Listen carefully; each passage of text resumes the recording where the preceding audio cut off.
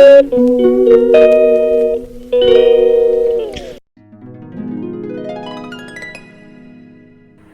माँ दुर्गे। आज नवरात्रि का 7वां दिन है और इस दिन हम लोग कालरात्रि माँ की आराधना, उनका पूजन करते हैं। वह कालरात्रि माँ से हम आशीर्वाद मांगते हैं। कालरात्रि माँ को शुभंकरी माँ के भी नाम से जाना जाता है। जैसा कि कालरात्रि यानी 2 शब्दों से मिलकर बना है, काल और रात्रि। काल का क्या अर्थ होता है? काल का अर्थ होता है समय। और रात्रि का क्या अर्थ होता है? रात्रि कैसी होती है? काली, अंधकार भरी। तो यानी रात्रि का मतलब अंधकार। तो कालरात्रि माँ की उपासना हम लोग इस दिन इसलिए करते हैं ताकि हमारे मन से जितने भी निगेटिव थॉट्स हैं वो सब हमारे मन से दूर जाए और हमारे मन में जो है वो साहस का संचार हो और भय की समाप्ति हो। यानी हर एक काम, अगर हम काम सही कर रहे हैं तो वो हम निर्भीक रूप से करें। इस बात की प्रेरणा हमको कालरात्रि माँ से मिलती है। और कालरात्रि माँ का जो वाहन है वो गधा है। गधा यानी गर्दभ। और ये जानवर जो है बहुत ही सीधा जानवर है और बहुत ही मेहनती जानवर है। मुझे नहीं पता कि लोग इस शब्द को मजाक के रूप में भी क्यों लेते हैं।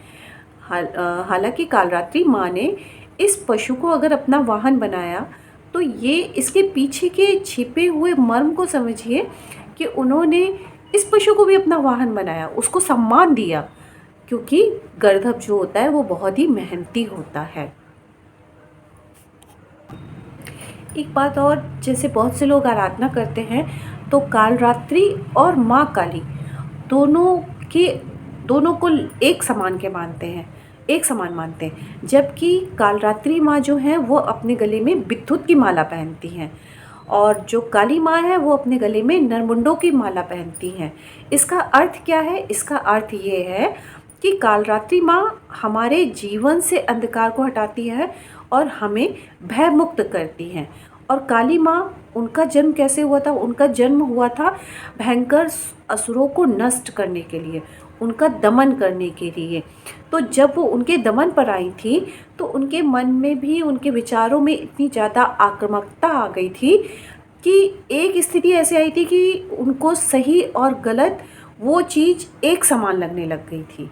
वो इसमें भेद नहीं हो पा रहा था। तो तब उनको शांत करने के लिए फिर महादेव की सहायता ली गई थी।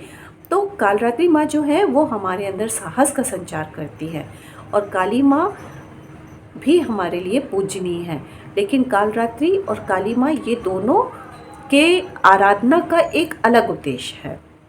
अगर आपको इस बारे में कोई भी जानकारी हो या हो सकता है कि मेरी जानकारी कम हो तो आप कमेंट बॉक्स में लिखकर आप मेरी जानकारी को भी बढ़ा सकते हैं। साथ में हमारे साथ जो लोग जुड़े हैं वो भी आपकी जानकारी से लाभान्वित हो सकते हैं। तो इस प्रकार हम 7वें दिन, नवरात्रि के 7वें दिन कालरात्रि माँ की पूजा करते हैं। नमो नमः। आप सब लोगों को नवरात्रि की बहुत बहुत शुभकामनाएं।